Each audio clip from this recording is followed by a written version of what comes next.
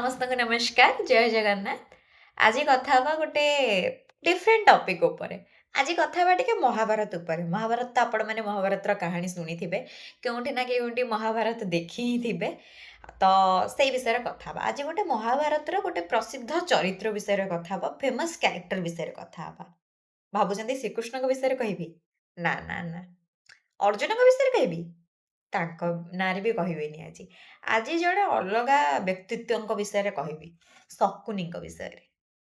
ରାଗିଗଲେ କି? ଶକୁନିଙ୍କ ବିଷୟରେ ଆଜି କଣ ଇଏ କହିବାକୁ ଚାହୁଁଛି। ତ ଶୁଣି ସାରନ୍ତୁ ରାଗୁଛନ୍ତି କଣ? ଫୁଲ୍ ଭିଡିଓଟା ଦେଖନ୍ତୁ ତାପରେ ଜାଣିପାରିବେ କଣ ପାଇଁ କହୁଛି। ତ ଯେତେବେଳେ ମୁଁ ଷ୍ଟାର ପ୍ଲସରେ ଦେଖୁଥିଲି ମହାଭାରତ, ସେଥିରେ ଶକୁନିଙ୍କର ଗୋଟେ ବଢ଼ିଆ ଡାୟଲଗ୍ ଥିଲା। ସେ ଯୋଉ ରୋଲ୍ ପ୍ଲେ କରୁଥିଲେ ଶକୁନିଙ୍କର, ସେ ଗୋଟେ ବଢ଼ିଆ ସେ କୁହନ୍ତି, ଗୋଟେ ଡାୟଲଗ୍‌ଟା ଆପଣମାନଙ୍କର ମନେ ଥିବ, "रणभूमि से खेल होने से पहले मनभूमि में खेला जाता है।"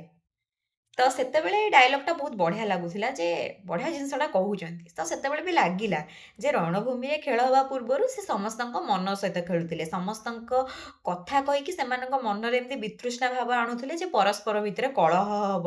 ସବୁ ଜିନିଷର ଆରମ୍ଭଟା ସେ ଆରମ୍ଭ କରୁଥିଲେ।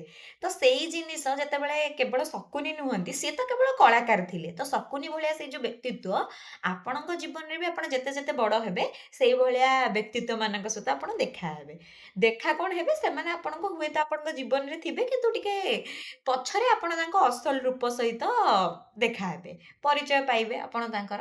ତ ସେମାନେ ବି ଯେତେବେଳେ ଚାହିଁବେ ରଣଭୂମି ସେ ଖେଲ କରନେ ସେ ପେହେଲେ ଆପଣଙ୍କ ମନଭୂମିରେ ଖେଳିବାକୁ, ଆପଣଙ୍କୁ ଆପଣଙ୍କର ମନର ଭୂମିକୁ ସେତିକି ସଫା ରଖିବାର ଅଛି, ସେତିକି ନିଜ ଭିତରେ ଏ ଅଣ୍ଡରଷ୍ଟାଣ୍ଡିଂ ଲେବୁଲ୍ ପାୱାରଟା ବଢ଼େଇ ଦେବାର ଅଛି ଯେ ସେମାନେ କୌଣସି ଗୋଟେ କଳହ ଆଉ ବିରହ କରିବା ପୂର୍ବରୁ ଆପଣଙ୍କ ମନ ସହିତ ଖେଳି ପାରନ୍ତୁନି।